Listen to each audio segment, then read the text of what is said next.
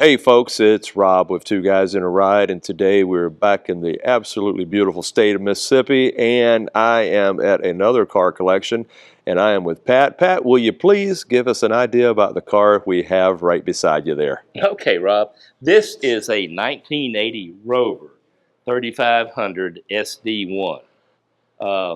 Came out in 76, 77. I saw them when I was on a trip in England and went nuts over them. They have the aluminum V8 engine, the American aluminum Buick or Oldsmobile engine, 5-speed transmission, just a beautiful design.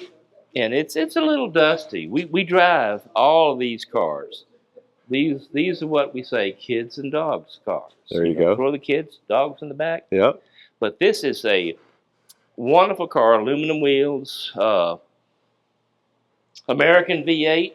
Well, let's talk about that American, but you said it was... It's a 215 cubic inch Okay. aluminum V8. Okay. I I believe early 60s, Rover bought the rights from Rover GM. bought that engine Okay. of the rights from General Motors.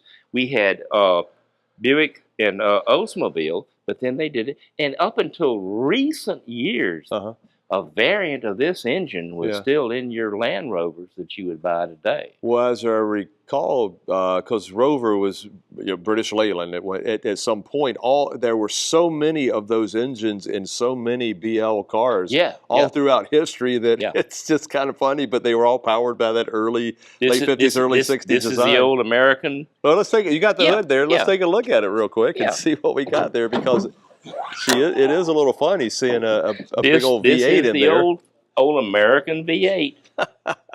A lot of people were surprised by seeing this car on the road in the States, thinking it was a little English car. Right. And it has the V8. But tell me this, you have any insight as to how, you say they're surprised by seeing this car, but what about the British market when they came out with a heavy-duty V8 engine? Because at that time, there weren't a lot of those. No, there were not, but during the 70s, they had so many labor strikes, part supply strikes. British Leyland's quality was so poor, and they marketed these in the States for a while, but they never were successful.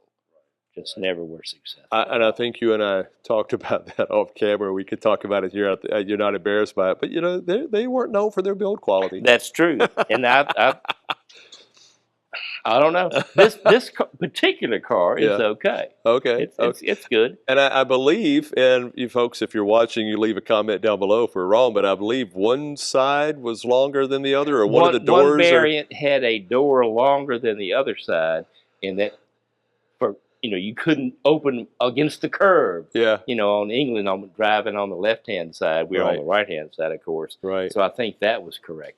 Okay. And speaking of that right hand and left hand, this is a left-hand drive, so it was for the U.S. market. Yes. But, I was telling you about this because I know my knowledge of this car is that, they made it pretty simple internally, the dashboard-wise. You can just... Yeah, let's take a look inside at that. You can just... There we go. Knock the instrument panel from one side to the other. Yeah, it perfectly is designed on both sides, so they mirror each other. So when they did the right-hand drive, you just pop that black pod up, set it over on that side, take your steering wheel, stick it through the glove box latch, I guess is what, or vent, whatever, and it comes out inside. And then what you had pointed out to me, though, is the wipers, the windshield wipers. Yeah. See the little black buttons there, folks? There and on the other side, that's what they would do with the wipers. Left-hand, right-hand side wipers. The body was the same. So it's not like it was just screwed together by a bunch of blokes in a shed in Sheffield. They actually thought about it. They actually tried to engineer it. There's the other side. That, these cars really had a bad reputation, but like you said, this one's done well. And they had a bad reputation, I think, generally. But again, you can say, well, this car was screwed together correctly. Right, right. This is probably not a Monday morning car when the guys came in with, oh, I got a hangover. Or a Friday afternoon or car. Friday afternoon They had already car. checked out and thinking about what they're going to do at the pub. This car is good. It's a 1980 car, and here it is, still here. Yeah, exactly. Still here. So yeah, the haters can hate, but the proof is the fact that it's still here, and even more so is it's not a trailer princess. No, it's not a car show queen. She's a driver. She is a driver. Whenever you feel confident hopping in and just driving wherever. In it and go anywhere. Now the design, I believe, and again, folks, if you can leave a comment down below, I believe it was for one of the Ferraris. The look of it, of course, they didn't do the 4 doors. But all of these were Italian design, as is the Gordon Keeble. So what are some of the aspects of this car that you like? That really stand out to you? The V8 engine, the 5-speed transmission, the full side, front seats, rear seats. It's got a lot of room in it. A lot of room. It's a big interior. It's a big car. It's a huge car as far as European standards. Oh yeah, but I mean, even for for American in '80, well, this would have still been a decent sized car. This would have been a decent sized car. Yeah, that's a lot of room. It's a lot of room back there. Now, is this all original interior? No. Okay. I redid that. Again, kids and dogs. I bought this car, and the original fabric was just shreds. Oh, okay. So I went to a local shop, and we put this interior in it. Where did you find this car? I found this on Hemmings. Okay, but was it in the U.S.? Dangerous magazines out there. Yep. Okay. Well, dangerous for people like you and I that are car guys? Correct. Okay. Correct. Oh boy, oh boy. So again, what are you were talking about the V8 power, the full size. How's it? That's pretty long wheelbase too. It is. So she must just ride like a cloud. It is. It has good with fresh shocks and Coney shocks, and it's a good riding car. What year?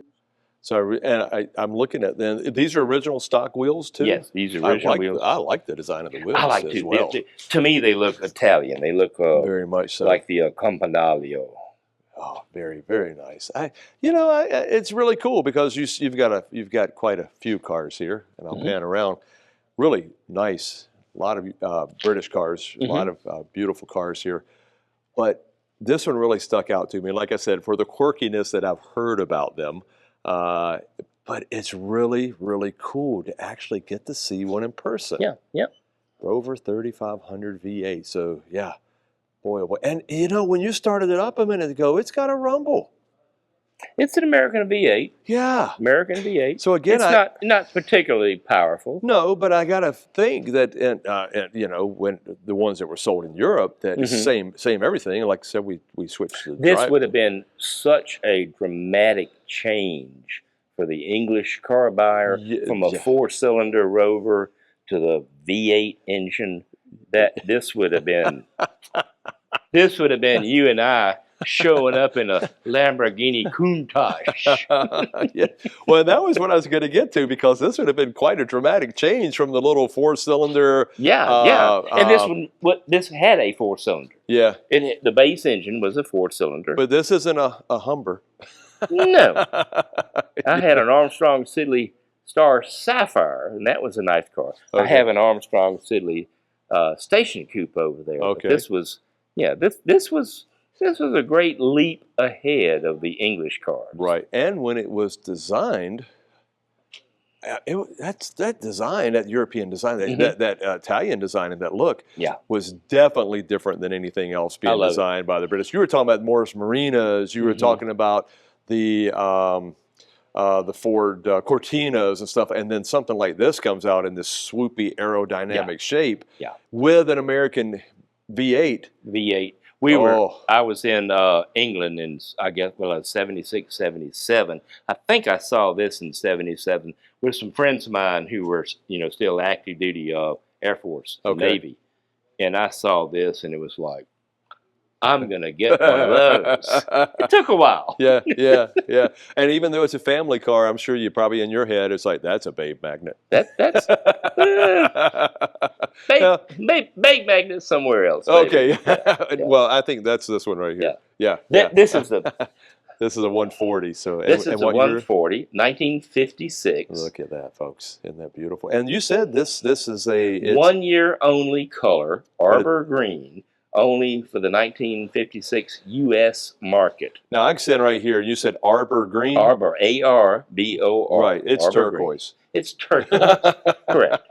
Okay, but I guess it being a Jag, they had to call it. So they couldn't just say turquoise. I guess so. But this is a car that my daughter loves. Yeah. And wow. Look at that. Look at the interior, folks. Now, restoration on this one? We repainted it. Okay. And had the wood redone about 15 years ago. Wow. Absolutely beautiful. Outstanding. Just love the color because I said it off camera. It's it's not a very staid British color. It's super bright. Right. But yeah. Arbor green. Arbor green. As we who don't know no better like me, I'll call it turquoise. Well, that's what my daughter said. Well, there you go. And when I bought the car, the dealer said turquoise.